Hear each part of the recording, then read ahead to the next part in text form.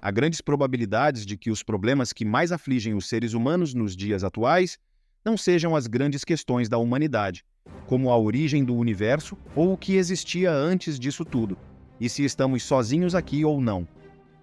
Não porque esses temas sejam assuntos desinteressantes, mas porque a maioria de nós estamos ocupados demais com os problemas do dia a dia, as contas a pagar, os desejos mundanos, as incertezas da vida e os anseios do coração. No entanto, poucos pensariam em buscar respostas para essas angústias na reflexão, e de fato a reflexão pessoal, por se ocupar com questões grandiosas, muitas vezes acaba se distanciando da vida real. O estoicismo nesta questão faz justamente o contrário. Existem erros cometidos por culpa de nossos conselheiros que nos ensinam a debater e não a viver. Também existem erros cometidos pelos alunos que vêm a seus professores para desenvolver não apenas suas almas, mas também sua perspicácia. Assim, a filosofia, o estudo da sabedoria, tornou-se filologia, o estudo das palavras. E se existe algum pensamento filosófico que tem como foco principal a vida real, que serve para toda e qualquer pessoa e que seja tão aplicável há mais de 2000 anos quanto nos dias de hoje, esse pensamento é o estoicismo. Ou então, qual seria a melhor maneira de descrever uma filosofia que tem como dois de seus maiores nomes Marco Aurélio, imperador romano e homem mais poderoso de seu tempo, e Epíteto, um escravo aleijado?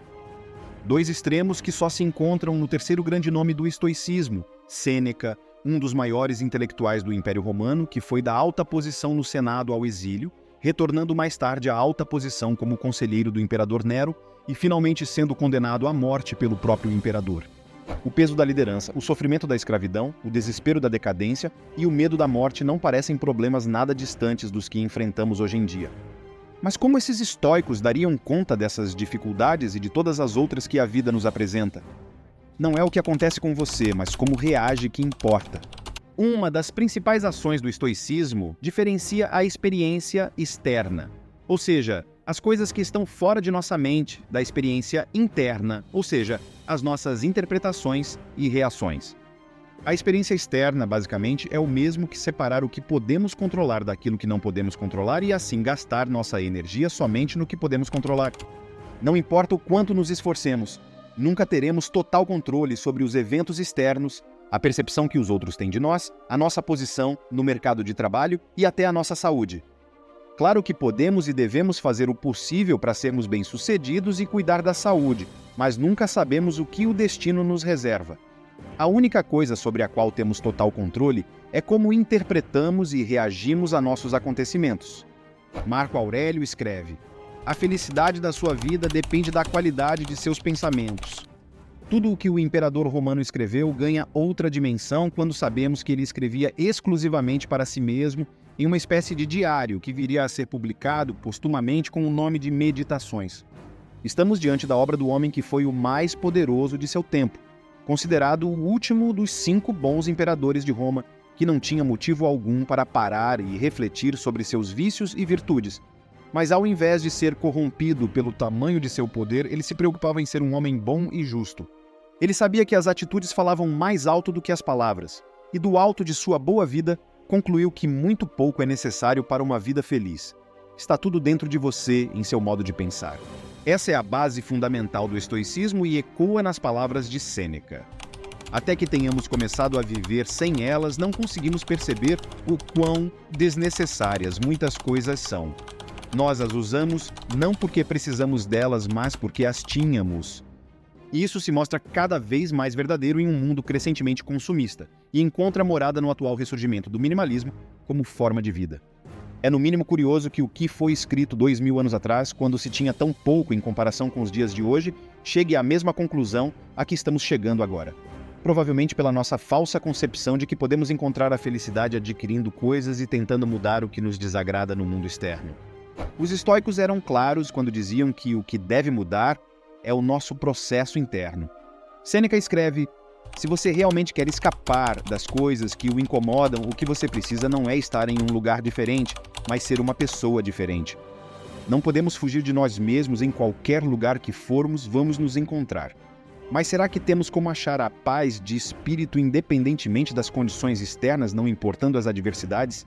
De acordo com o Epíteto, sim. Na fase que talvez seja a mais dura e difícil do estoicismo, mas que provavelmente melhor resume os ensinamentos dessa filosofia, ele diz: doente e ainda assim feliz, em perigo e ainda assim feliz, morrendo e ainda assim feliz, no exílio e ainda assim feliz, na desgraça e feliz. De repente, essa passagem não teria tamanha significância se não viesse de alguém que viveu boa parte de sua vida como um escravo, que, segundo conta a história, foi aleijado pelo seu próprio dono. Ou seja, alguém que fala com conhecimento de causa e não é apenas um teórico que se sentou para escrever palavras de efeito. Epíteto, aliás, nem é seu nome real, que permanece desconhecido, mas que significa, na verdade, comprado ou adquirido. Como Sêneca diz, às vezes até viver é um ato de coragem. É importante ressaltar que o estoicismo não defende a aceitação passiva perante as injustiças. Marco Aurélio, por exemplo, teve que liderar um dos maiores impérios da história do mundo, tomando decisões importantes durante uma época conturbada por guerras e pela peste antonina. No entanto, eles acreditavam que, para gerar mudanças positivas nos outros, era necessário primeiro cultivar as 4 virtudes estoicas: coragem, justiça, autocontrole e sabedoria. Como escreveu Marco Aurélio: se não for certo, não faça; se não for verdade, não diga. E como poderíamos melhorar nossa vida se incorporássemos esses ensinamentos estoicos? A serenidade perante o sofrimento, a arte de viver uma vida feliz sob qualquer circunstância, a coragem para enfrentar os desafios inesperados com justiça, o autocontrole para não sucumbir ao pensamento destrutivo e a sabedoria para reconhecer esses ensinamentos. Afinal, como Epíteto disse, é impossível para um homem aprender aquilo que ele acha que já sabe.